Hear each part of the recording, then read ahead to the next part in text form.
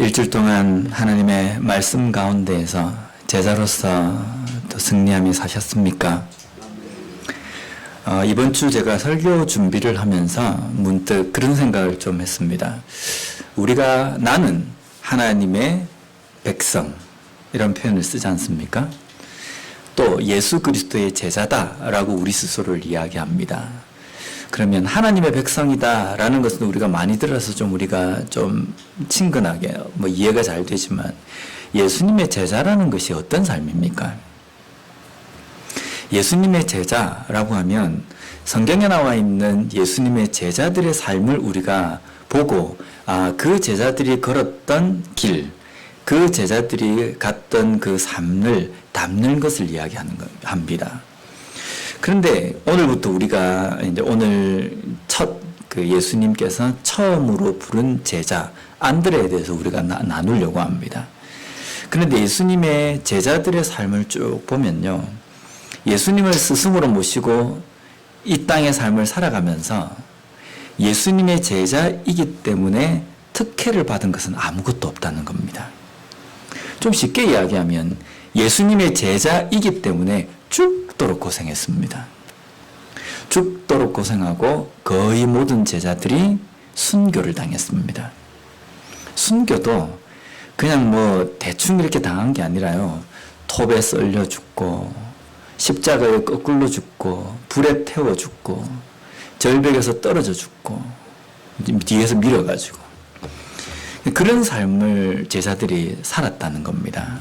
그러면 우리가 다시 그 제자들의 일생을 잠깐 우리가 생각하고, 내가 예수님의 제자다라고 말할 때에 정말 내 삶은 제자들이 갔던 그 길처럼 내가 가려고 하고 그런 각오를 가지고 살아가고 있는가, 우리 좀 살펴봐야 된다는 겁니다. 내가 예수님의 제자이기 때문에 룰루랄라 재밌게 이 땅의 삶을 살 수 있다, 이게 아니거든요. 예수님의 제자로 살아간다는 것은요, 어쩌면 내 개인의 삶은 포기하고 오직 예수님께서 제자들에게 명령하신 그 명령을 온전히 잘 이행하고 그대로 삶을 살아간다는 결단이 그 속에 포함이 되어 있다는 겁니다. 그러면 우리가 나는 예수님의 제자로서 내가 이 땅의 삶을 살아갑니다 라고 고백을 할 때 그 속에 어떤 뜻이 담겨 있어야 하는지를 우리는 명심을 해야 된다는 겁니다. 그러면 또 이렇게 생각할 수 있습니다. 나는 그런 제자 삶을 못 살겠다. 그래서 나는 예수님의 제자로의 삶이 아니라 그냥 하나님의 백성으로의 삶만 살겠다. 그런데 예수님의 제자로서의 삶은요, 선택이 아니라 필수입니다.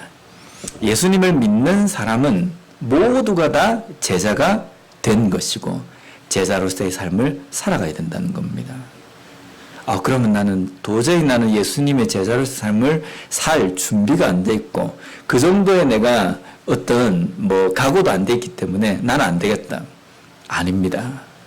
들어올 때는 마음대로 들어왔을지 모르지만 나갈 때는 내 마음대로 나가지 못한다는 겁니다.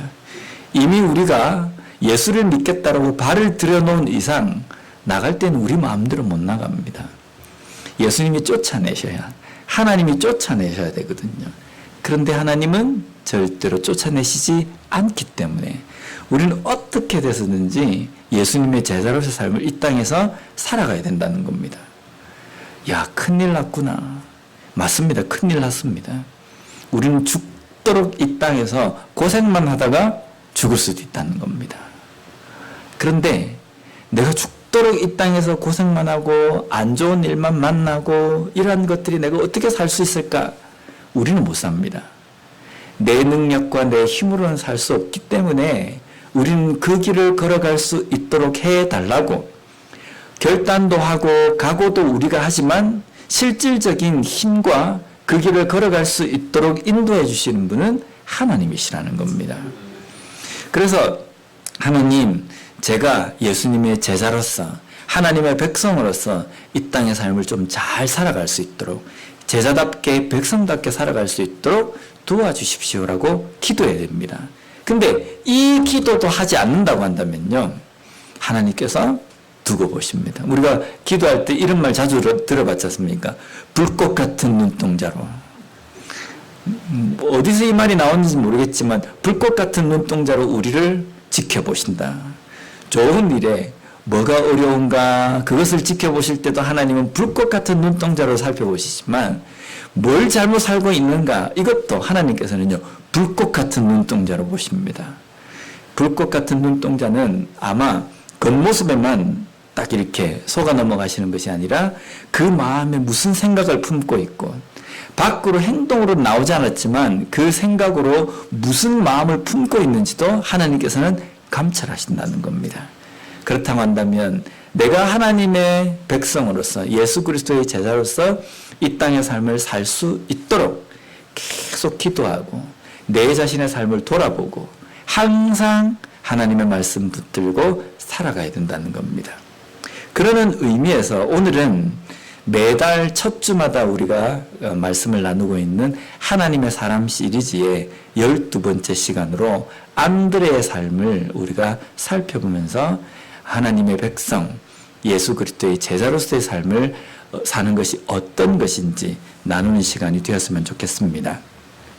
안드레는요, 예수님의 제자는 예수님의 제자는 예수님을 쫓아다니는 제자는 12명만 있었는 것이 아닙니다. 제자들이 많이 있어요.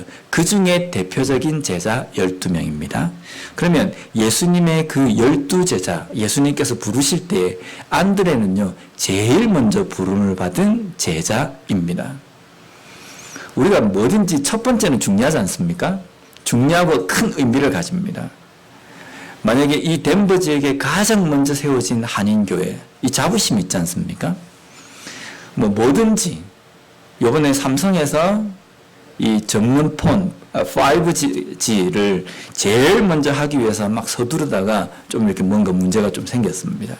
뭐든지 첫 번째, 젊은 사람들이 이야기할 때 일바, 이게 중요하지 않습니까?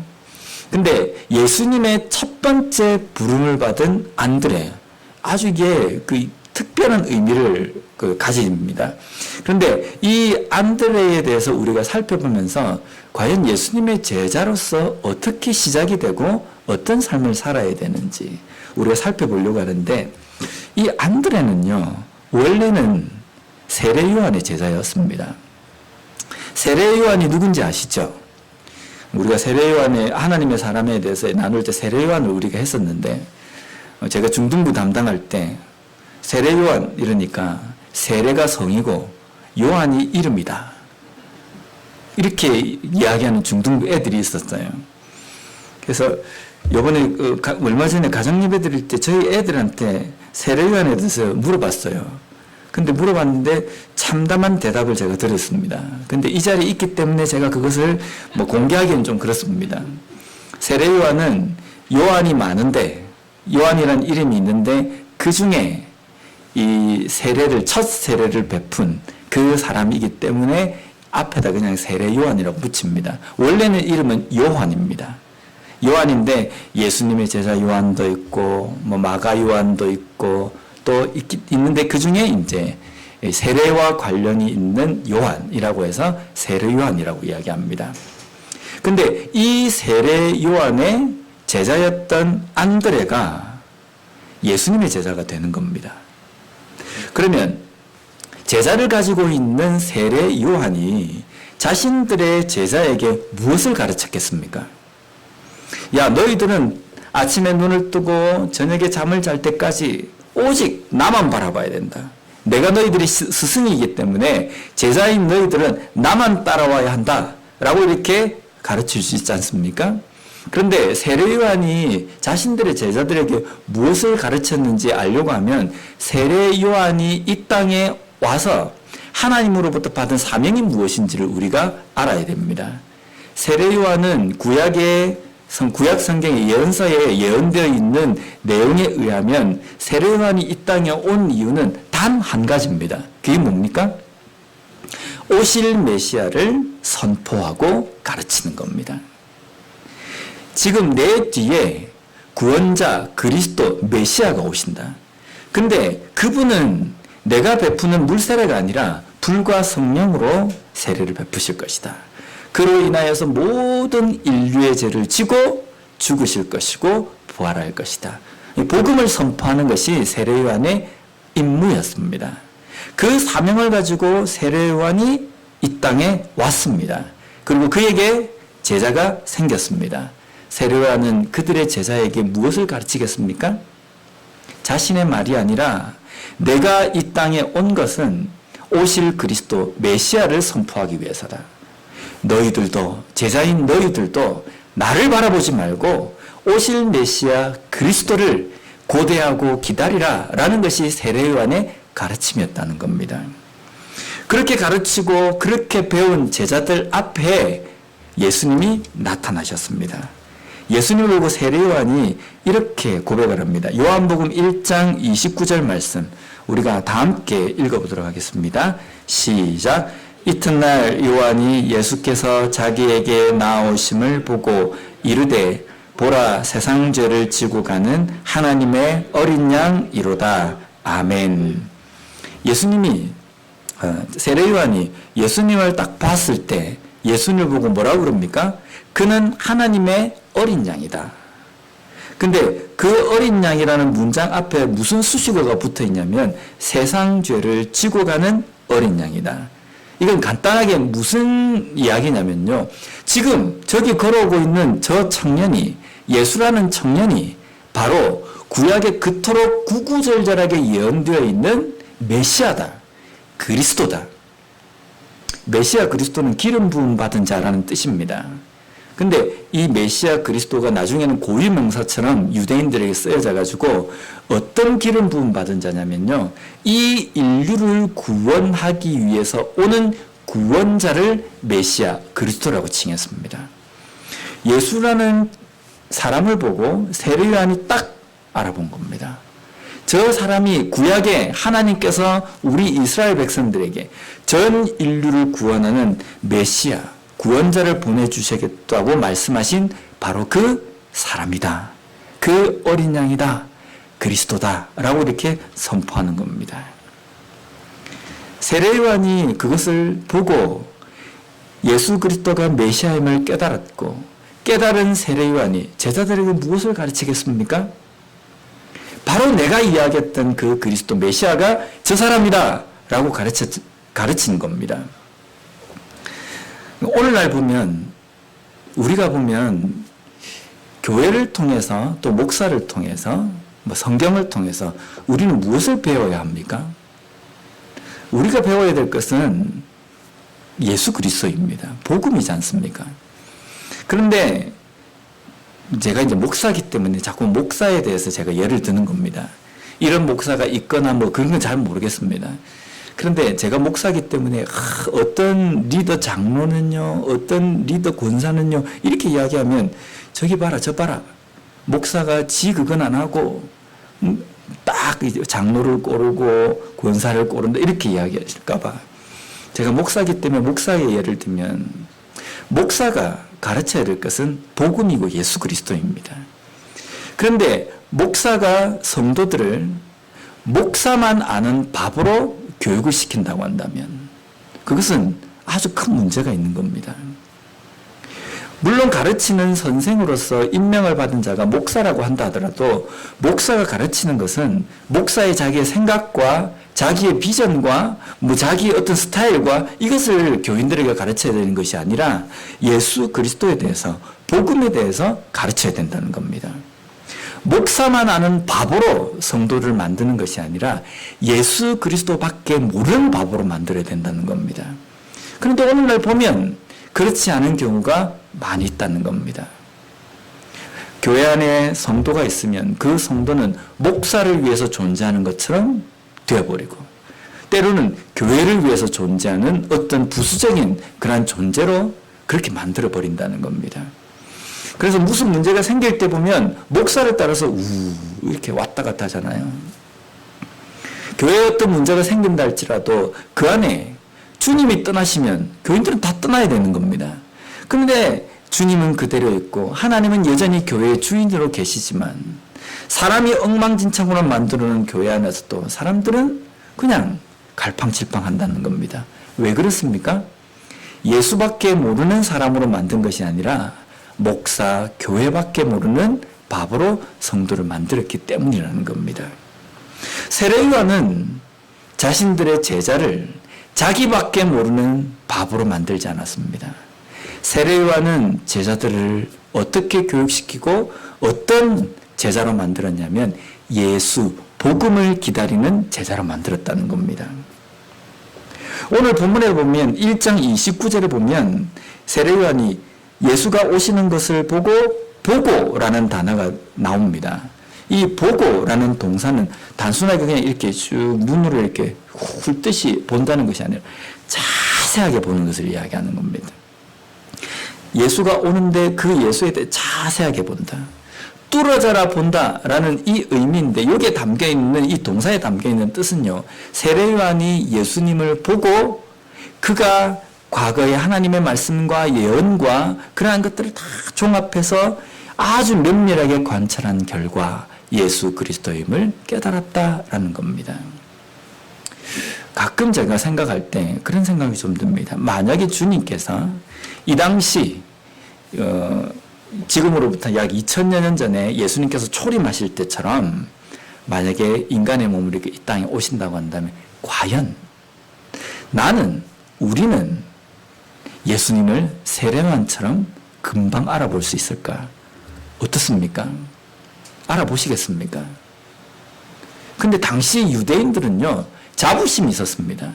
메시아 그리스도 내가 제일 먼저 알아볼 것이다. 그런데 그렇게 호언장담했던 사람들이 자기들의 손으로 예수 그리스도를 못 박았습니다. 자신들의 눈앞에서 가르치시고 자신들의 눈앞에서 구약 성경에 예언되어 있는 기적과 기사를 베풀어 주시고 나타내 주셨음에도 불구하고 유대인들은 그 자신들의 본 것을 메시아 예수 그리스도임을 깨닫지 못했다는 겁니다. 그런데 세례 요한은 깨닫고 알았습니다. 왜 알게 되었습니까? 하나님의 말씀이 항상 그의 삶에 함께 했기 때문입니다. 내가 성경 일독했다, 됐다. 이제 올해는 그냥 됐으니까 덮어놔도 되겠구나. 일독이 중요한 것이 아니라 매일 하나님의 말씀과 함께하는 삶을 살아가야지만이 하나님의 뜻을 깨달을 수 있다는 겁니다. 물론 더 심각한 것은 성경을 가까이 하지도 읽지도 않고 살아가는 인생이 더 위험합니다. 대충 들었던 생각으로 신앙생활을 하기 때문에 더 위험해요. 하나님의 말씀은요, 내가 몇 독을 했느냐 이것이 중요한 것이 아니라 내가 얼마나 매일매일 매 순간순간마다 하나님의 말씀과 함께 살아가고 있는가, 그것을 붙들며 살아가고 있는가, 이것이 중요하다는 겁니다. 그래서 세례 요한이 예수 그리스도를 보고라는 이것은 그가 지금까지 하나님의 말씀과 함께하였고 하나님께서 말씀하신 그 그리스도 메시아가 바로 저분이구나 라는 것을 깨달았다는 겁니다. 그리고 그 깨달은 것을 세례 요한은 자신의 제자들에게 이야기합니다. 그런데 오늘 세례 요한이 저분이 바로 세상 죄를 지고 가는 하나님의 어린 양이다, 메시아다, 그리스도다 라고 이야기할 때 그것을 들은 세례 요한의 제자가 2명이라고 지금 기록되어 있습니다. 그 중에 한 사람은 우리가 오늘 보는 안드레입니다. 우리가 37절 말씀을 보면요, 함께 읽어보도록 하겠습니다. 시작. 두 제자가 그의 말을 듣고 예수를 따르거늘. 아멘. 여기 보면 두 제자가 있는데 그 제자 중에 한 사람은 안드레이고 나머지 한 사람은 정확하게 기록이 되어 있지 않지만 신학자들이 추측하건대 이 요한복음을 기록한 요한일 것이다 라고 이렇게 추측합니다. 그런데 여기 보면 세례 요한의 두 제자 중에 저분이 메시아다, 그리스도다 라는 이야기를 듣고 그 자리에서 즉각적으로 자신의 노선, 자신의 줄을 바꾼 사람이 누구냐면 안드레입니다. 그래서 이 말씀만 딱 보면요, 안드레가 정말 치사하고 의리가 없는 사람으로 보여집니다. 어떻게 자기가 스승으로 모시고 있는 세례 요한이 바로 앞에 있음에도 불구하고 세례 요한 스승의 그 말을 듣고 바로 그냥 확 달려가가지고 예수님의 제자가 되어버린 겁니다. 치사하잖아요. 좀 고민이라도 해야지. 야, 내가 세례요한 스승을 버리고 예수 그리스도를 쫓는다, 예수를 쫓는다. 아무래도 좀 치사한 것 같다. 이건 좀 인륜으로서, 의류로서 도리가 아닌 것 같다. 이런 고민이라도 해야 되는데 세례요한은 그냥 바로 가서 그냥 쫓습니다. 그래서 신학자들이 왜 안드레가 그렇게 쫓습니다. 근데 왜 신학자들이 안드레가 이렇게 즉각적으로 세례요한의 제자로 있다가 바로 그냥 예수님의 제자로 예수님이 부를 때에 갔느냐라는 것에 대해서 뭐 이렇게 이야기합니다. 안드레라는 이름의 뜻이 뭐냐면요, 남자답다, 용감하다, 용맹하다 뜻입니다. 어떤 때 우리가 남자답다, 용맹하다라는 이야기를 씁니까? 물론 이게 또 남녀, 이게 또 뭐 성차별, 뭐 이렇게 또 이야기할 수 있겠지만, 보통 이렇게 쓸 때에는 뭔가 그냥 앞뒤도 되지 않게 저돌적이고, 어떤 생각이 있을 때 즉각적으로 행동으로 옮기고, 이런 것들을 이야기할 때 남자답다, 용감하다, 이렇게 보통 씁니다. 그런데 안드레의 이름이 이렇기 때문에 그는 용감한 사람이었다라고 이렇게 뭐 해석할 수도 있습니다. 근데 성경을 읽을 때 보통 이제 그렇게 해석도 하지만 이 말 가지고만, 안드레의 이름만을 가지고 야, 안드레는 남성답고 용맹하고 저돌적인 사람이기 때문에 예수님이다 라고 이야기했을 때 즉각적으로 반응을 보였을 것이다, 이렇게 추측하기는 조금 곤란합니다. 저도 제 이름을 해석을 하면요, 정말 좋은 이름입니다. 미래를 보면서, 우를 보면서 지금 내가 심는다. 미래의 비전을 보면서 지금 내가 열심히 노력한다 라는 건데요, 저는 그렇지 못하거든요. 한 치 앞도 미래를 보지를 못합니다. 현실에 쩔쩔매면서 살아가는데 나중에 후세 사람이 어떻게 해서 윤우식 목사가 그런 삶을 살았는가, 이름에 보니까 우러러보면서 미래를 보면서 심는다, 이 이름 때문이다, 이렇게 말을 평가하지는 않을 것 같아요. 제 인생을 평가할 때 아이가 목사지만 현실에 찌들려가지고 어떤 조그만 문제만 오면 그것 때문에 고민을 하면서 살았던 쫄짬부 같은 삶이다, 이렇게 평가할 것 같거든요. 그런데 안드레는 분명히 이름만큼 남자다운 모습이 있습니다. 용맹한 모습이 있습니다. 왜냐하면요, 스승인 세례요한이 예수님을 그리스도라고 전했을 때에 주저하지 않고 스승을 버리고, 스승 세례요한을 버리고 예수님을 쫓았다는 겁니다. 이것은요, 성격이 소심하면 그렇게 안 됩니다. 소심하면 어떻게 됩니까? 내 스승인 요한이 그리스도를 기다리라고 이야기했는데, 저 사람이 그리스도다 라고 스승이 이야기했는데 맞을까? 소심한 사람은 그렇습니다. 맞을까? 아무리 맞다 해도 내가 저 사람을 쫓아갔을 때 나에게 무슨 득이 있을까? 계산을 하게 되잖아요. 설사 득이 있다 할지라도 내가 지금 세례요한의 제자로서 세례요한을 쫓아가면서 내 삶이 참 안정적인 겁니다.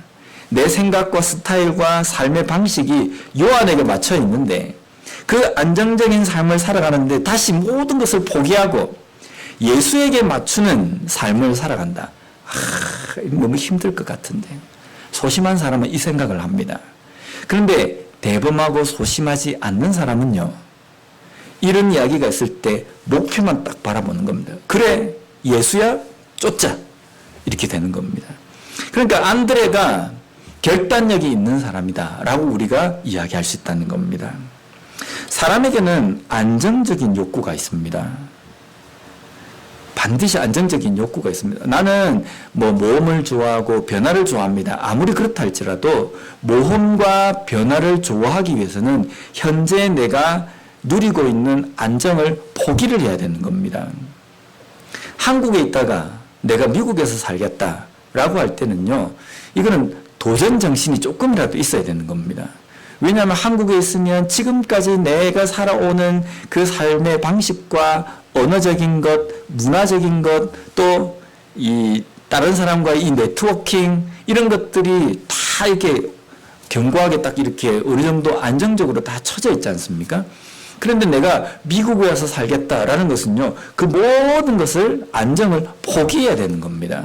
포기하고 여기에 오면 다 끊어지고 처음부터 시작을 해야 되거든요. 근데 이런 결단력이 없이는 새로운 환경으로 옮길 수 없다는 겁니다. 만약에 안드레가 자신이 우리가 생각하는 것처럼 안정적인 욕구에 더 많이 자신의 인생의 목표를 맞추고 있다고 한다면 아마 안드레는 스승인 요한의 말에 즉각적으로 반응을 못했을 겁니다. 그런데 안드레는 즉각적인 반응을 한 것은 그가 결단력이 있는 사람인데 그가 소심하지 않기 때문에 이런 결단력을 한 것이 아니라 그는 믿음의 결단력이 있는 사람이라는 겁니다. 뭐 성격이 내성적이고 여성적인 성향이 많고 또 소심한 성격을 가지고 있다 할지라도 믿음의 결단력은 그것과 다르다는 겁니다. 이것이 진리다라고 이야기했을 때에 그것이 진리임이 판명이 나고 증명이 됐다고 한다면 그 진리를 쫓는 것이, 그것이 온전한 그리스도의 삶이 되어야 된다는 겁니다. 그런데 우리는 믿음의 결단력도 때로는 소심하게 보일 때가 있습니다. 어떤 때입니까? 우리는 뭔가 익숙해지면 거기에 주저앉고 싶어 해요. 이게 맞다라고 하면 그냥 거기 안에서 사고도 하지 않고 고민도 하지 않고 생각도 하지 않고 그냥 그러니 그냥 가려고 하는 겁니다. 그러니까 뭐 무슨 이야기를 해도 나에게 어떤 해가 오지 않으면 그냥 그러려니 하고 간다는 겁니다. 근데 믿음은 그렇지 않습니다. 믿음은요, 우리가 믿음 생활을 할 때에 사탄은 어떻게 하면 우리의 믿음에 허점이 보일까, 구멍이 좀 날까, 금이 좀 있을까, 이것만을 노린다는 겁니다. 그래서 내가 그냥 그러려니 하고 갈 때 쩍 하고 금이 갈라질 수 있어요. 진리가 아닌 것에 목을 메고 갈 수 있는 삶을 우리는 가능성이 충분히 있다는 겁니다. 그런데 그 가운데서 믿음에 고민을 하지 않고 그냥 가버리면 금 있는 상태로 우리가 삶을 살아가게 된다는 겁니다. 근데 그 금을 사탄은요, 바로 그냥 치고 들어오는 겁니다. 그 금에 들어가서 그 금이 더 벌어지도록 만들어버리는 겁니다. 그래서 이게 맞다라고 하면 아무 고민도 하지 않고 생각도 하지 않고 그냥 그렇게 쫓아가면요, 나는 잘 살고 있다고 하지만 결국은 잘못된 그 길을 걸어갈 수 있다는 겁니다. 우리가 쫓아가야 될 것은요, 다른 것이 아니라 복음입니다. 이거는 우리가 절대로 잊어서는 안 됩니다. 내가 믿는 것은 교회를 믿는 것이 아닙니다. 내가 믿는 것은 교회의 목사를 믿는 것도 직분자들을 믿는 것도 아닙니다. 나를 전도해 준 사람을 쫓아가는 것도 아닙니다. 우리의 믿음은 예수 그리스도 복음을 쫓아가는 겁니다. 예수 그리스도 복음을 쫓아가기 때문에 교회가 아무리 악하게 변해간다 할지라도 교회 가운데에 예수 그리스도 복음을 찾고 그것을 붙들려고 해야 된다는 겁니다. 또한 복음이라는 것은요, 교회 안에만 있는 것이 아닙니다. 교회 밖에도 복음이 있습니다. 이래 이야기하면 이상하잖아요. 예수님은 어디에 계십니까? 교회 안에만 계십니까? 교회 밖에도 계시지 않습니까? 어디나 계시지 않습니까? 그러면 교회 밖에서도 복음을 쫓고 복음을 붙드는 삶을 살아가야 된다는 겁니다. 교회 안에만 들어오면 교회 안에서의 신앙으로 살다가 교회 밖에만 나가면 세상 사람들과 똑같은 삶을 살아가는 것은 복음을 붙드는 삶이 아니라는 겁니다. 그런 삶은 어떤 삶이냐면요, 교회를 붙드는 삶이라는 겁니다. 우리가 붙들어야 될 것은 예수 그리스도입니다. 예수 그리스도를 붙드는 삶이어야 되기 때문에 내가 세례 요한의 제자로서 오랜 시간 나의 스승과 함께 했다 할지라도 복음이 지금 내 눈앞에 있다고 한다면 그 복음을 붙들기 위해서 나의 안정적인 것, 내가 지금까지 익숙했던 것, 이런 것들을 버릴 각오를 하고 이 땅의 삶을 살아가야 된다는 겁니다. 그래야 복음을 쫓을 수 있습니다. 내가 안정적인 것, 내가 잘 되는 것, 내가 이 땅에서 좀 뭔가 편한 것, 이것만이 이것을 내 인생의 중심으로 잡고 살아간다고 한다면요, 복음을 쫓는 삶을 살아갈 수 없다는 겁니다. 왜냐하면 복음을 쫓는 삶은 때로는 나의 안정도 포기해야 될 때도 있고, 뭐 좀 극한 표현을 쓰면 나의 건강도 포기해야 될 때도 있고, 나의 물질도 포기해야 될 때, 나의 비전도 포기해야 될 때가 있다는 겁니다. 우리는 주변에서 그런 걸 많이 보지 않습니까? 어떻게 저 좋은 직장을 버리고 선교사로 나갈 수 있을까? 굳이 저렇게 포기하고 선교사로 나가야 되는가? 좋은 직장을 다니는데 거기 있으면서 교회를 교회 일도 하고 봉사할 수 있는데 왜 저 좋은 직장을 버릴까? 왜 그렇습니까? 자신의 안정을 쫓는 것이 아니라 복음을 쫓는 삶, 예수 그리스도를 붙드는 삶을 살기 때문에 나에게 아무리 좋은 것이 있다 할지라도 포기할 준비가 되어 있고 각오가 되어 있기 때문입니다. 우리가 이해하지 못하는 것은요. 왜 우리가 그런 삶을 이해하지 못합니까? 나는 여전히 내 눈에 보이는 안정과 좋은 것들, 그것들이 내 인생의 중심이 되어 있기 때문에 그것을 버리고 포기하고 복음을 쫓고 예수 그리스도를 붙드는 삶이 잘 이해가 되지 않는 거라는 겁니다. 그렇기 때문에 우리는 예수 그리스도 복음을 붙드는 삶을 살기 위해서 끊임없이 기도하며 간구하는 삶이 되어야 된다는 겁니다. 예수님께서 지상 사명으로 우리에게 주신 것이 있지 않습니까? 무엇입니까? 너희는 가서 예루살렘에 머물러 있지 말고 예루살렘을 벗어나 유대 땅으로, 유대 땅에만 머물러 있지 말고 사마리아에만 머물러 있지 말고 땅 끝까지 이르러. 무엇이 되라고 하셨습니까? 내 증인이 되라. 증인이라는 건 뭡니까? 예수 그리스도를 붙들고 복음을 붙들고 살아가라라는 겁니다. 익숙한데 평안한데 나한테 딱 맞는데 거기에 안주하려 하지 말고 거기에서 벗어나서 내가 너희들에게 준 사명이 무엇인지 깨닫고 그 사명을 쫓는 삶을 살라라고 우리에게 명령하셨다는 겁니다. 그런 면에서 안드레는 복음을 쫓아간 사람이다라고 말할 수 있다는 겁니다. 우리 41절 말씀을 우리가 한번 읽어보도록 하겠습니다. 시작. 그가 먼저 자기의 형제 시몬을 찾아 말하되 우리가 메시아를 만났다 하고. 아멘. 예, 여기 보면 안드레가 세례 요한으로부터 야, 저 사람이 복음이다, 저 사람이 그리스도다, 메시아다라는 이 복음을 듣고 안드레가 야, 내가 드디어 이제 우리가 그토록 기다렸던 메시아 그리스도의 첫 번째 제자가 되었구나 라고 하면서 그때부터 수제자의 어떤 그러한 위치에 서가지고 목에 힘을 주면서 마음의 자부심을 가지면서 예수님의 제자라는 그 자리에 안주하는 것이 아니라 안드레는 곧바로 무엇을 합니까? 그 자리에서 벗어나서 자기의 형제 시몬에게 복음을 전하기 위해서 찾아갔다는 겁니다. 가서 우리가 메시아를 만났다라고 이야기하고 전했다는 겁니다. 우리가 해야 할 것은 예루살렘, 그곳에 머물러 있을 것이 아니라 그 예루살렘에서 벗어나서 복음을 들어야 되는 사람들에게 그 복음을 가지고 전하는 삶을 살아가는 것이 필요하다는 겁니다. 우리에게 이런 안드레와 같은 열정을 가지고 살아가는 믿음이 되었으면 좋겠습니다.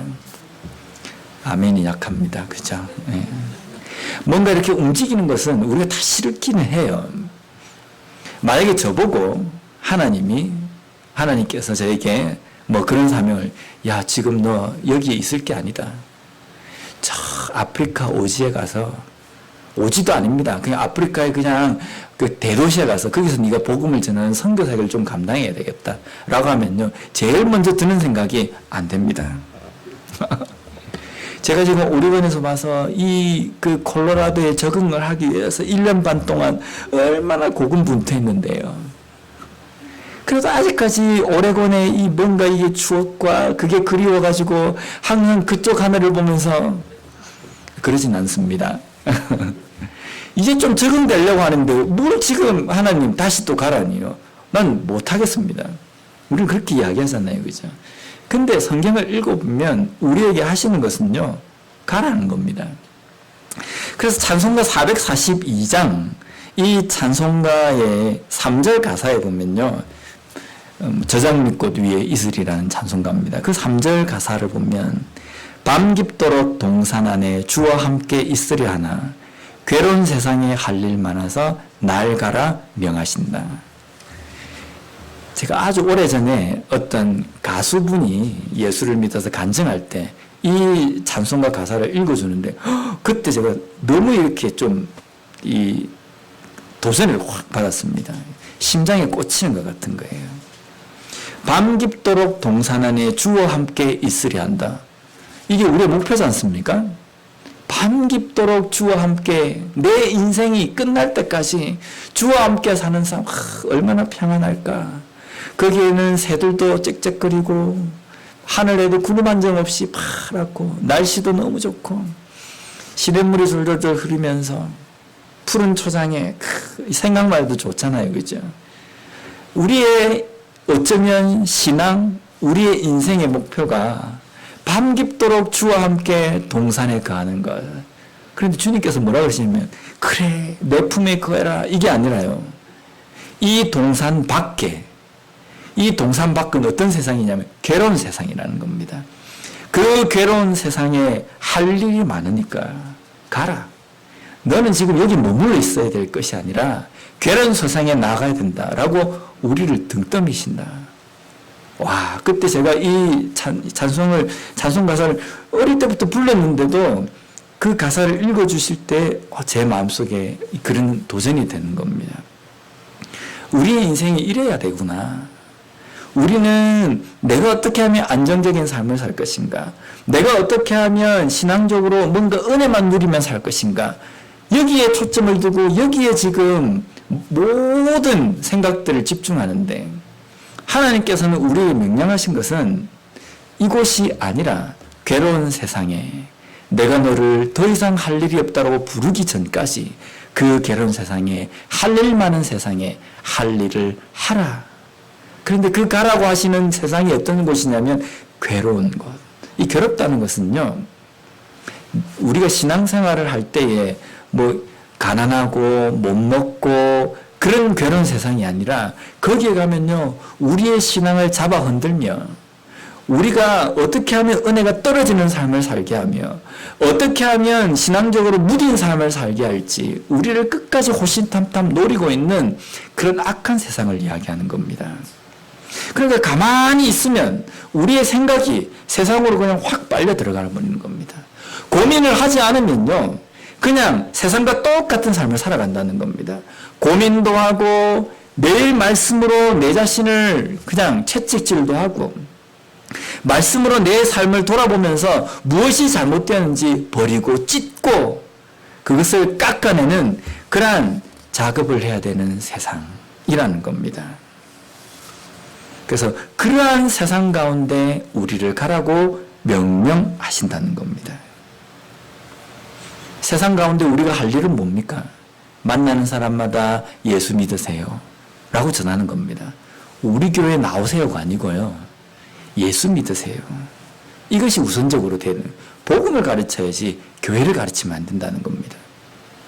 근데 내가 복음을 가르치려고 하는데 내가 복음에 대해 체계적으로 가르칠 어떤 그게 없을 때에 교회를 통해서 복음을 가르치는 겁니다. 그래서 예수에 대해서 전하고 그게 대해서 이 사람이 예수에 대해서 복음에 대해서 더 잘 알게 하기 위해서 교회로 인도하는 겁니다.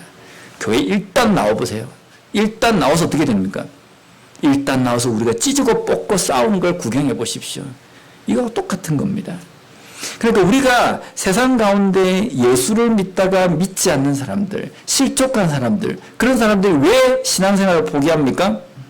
세상이 너무 살기 힘들어서요?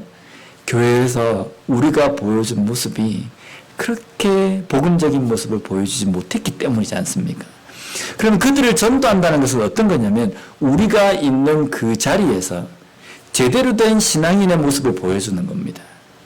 우리가 교회 공동체로 모여 있을 때에 이 교회가 예수 그리스도가 주인이 되시고 오직 복음이 중심이 되어 있는 교회의 모습을 우리가 보여주는 겁니다. 이것이 복음을 제대로 가르치고 예수 그리스도를 그들에게 보여주는, 알려주는 그러한 전도와 똑같다는 겁니다.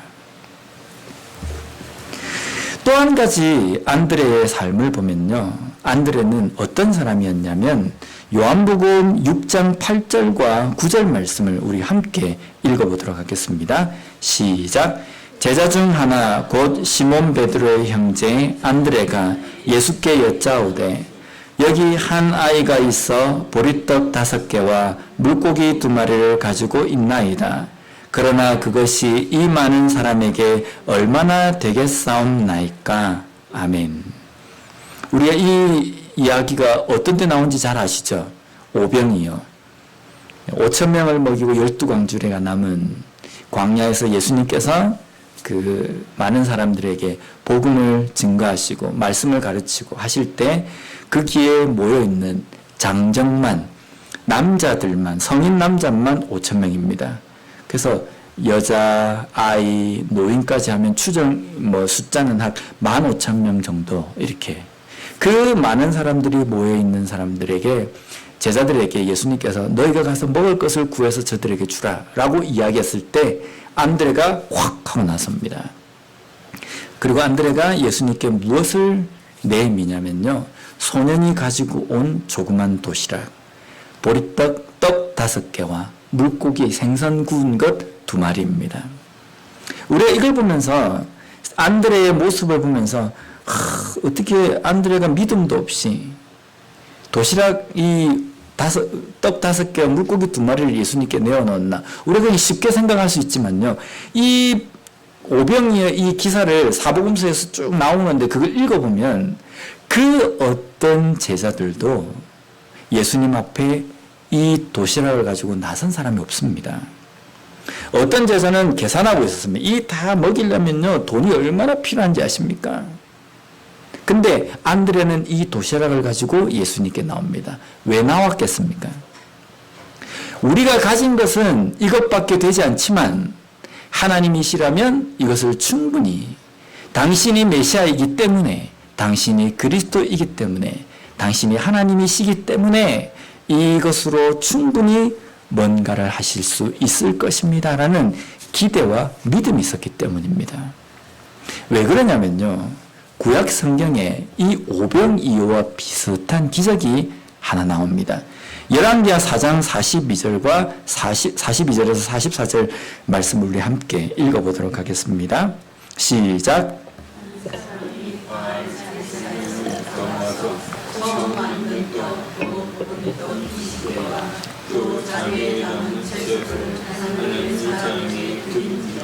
그가 이르되 무리에게 주어 먹게 하라.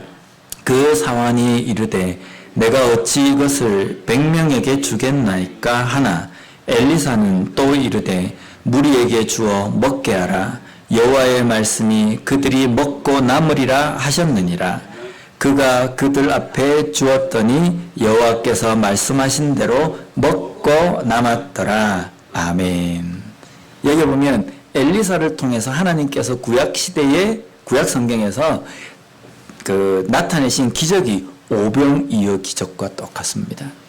얼마 되지 않은 그 음식을 가지고 거기에 모여있는 수많은 사람들을 먹이시고 남기신 이 기적을 엘리사를 통해서 하나님께서 보여주셨다는 겁니다.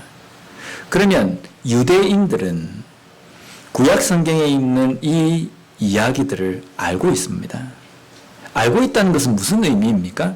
하나님은 이런 분이시다라는 것을 믿어야 되는 겁니다. 안드레에게, 그리고 거기에 모이는 제자들에게, 또 주변에 있는 많은 사람들에게 이 이야기는 아주 익숙한 이야기입니다.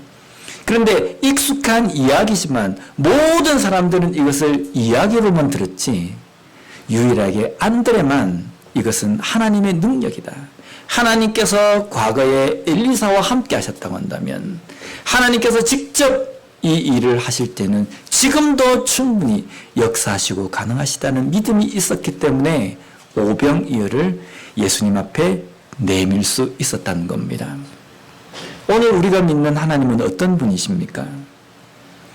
오늘 우리가 믿는 하나님은 더 이상 홍해를 가르시지도 않고 하늘에서 만나를 내리시지도 않고 불기둥과 구름기둥으로 우리와 함께 하시지도 않는 그런 하나님이십니까?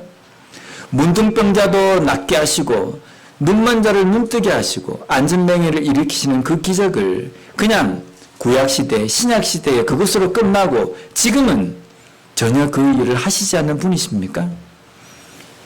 우리가 믿는 하나님은요, 과거나 현재나 앞으로의 미래나 동일하신 하나님이십니다. 과거의 위대하신 권능으로 인간들에게 은혜를 베푸시고 함께 하셨다고 한다면 지금 현재 우리와 함께 하신 하나님은 똑같이 그 권능으로 우리와 함께 하신다는 겁니다. 지금 현재 우리의 삶에서도 하나님의 그 놀라운 권능, 그 힘을 우리가 의지하고 믿고 나아가야 된다는 겁니다. 지금 우리가 믿는 하나님은요, 우리가 예수님의 제자라고 이야기할 때 그 예수님은요, 좋은 말씀 해주신 어떤 그러한 존재가 아니라 이 천재 만물을 만드신 하나님이십니다. 이스라엘 백성들을 그 10가지 재앙을 통해서 또 광야의 40년의 수많은 기적을 통해서 인도하신 그 하나님이 지금 우리가 믿고 있는 하나님이라는 겁니다. 지금도 우리와 살아서 함께 하시고 역사하시는 하나님이시기 때문에 그 하나님은 우리의 인생 가운데 못하실 일이 없으신 분이십니다. 전지전능하신 분이시라는 겁니다. 그것을 믿을 때에 우리의 믿음의 어떤 예수 그리스도를 믿는 것으로 인하여서 우리의 믿음의 행위가 어떻게 나오는지가 결정이 된다는 겁니다. 내가 믿는 하나님은 그냥 좋은 하나님이시고 사랑의 하나님이시고 과거에 구약시대에 나왔던 그 기적을 더 이상 베푸시지 않는 하나님이시다. 그럼 우리 기도가 어떻게 됩니까? 우리 기도는 그냥 거기에서 멈춰버리는 겁니다. 지금도 하나님은 내가 기도하고 그것을 갈망하며 하나님께 도움을 구할 때 하나님은 해도 멈추실 수도 있고 마른 하늘에서 비가 내리게도 하시고 그토록 그칠 줄 모르는 비를 멈추게도 하시는 하나님이시다. 그것을 믿는다고 한다면 우리는 그 도움을 간구할 수 있을 겁니다. 그것을 믿지 않기 때문에, 그것을 인정하지 않기 때문에 우리의 기도의 차원도 거기서 멈춰버리는 겁니다. 안드레처럼 하나님께서 보여주신 그 기적이 오늘 이 시간에도 우리와 함께 할 수 있습니다 라는 그 믿음으로 오병이어를 내민 것처럼 우리 또한 안드레처럼 그러한 믿음을 가지고 하나님 앞에 나아가는 우리가 되었으면 좋겠습니다.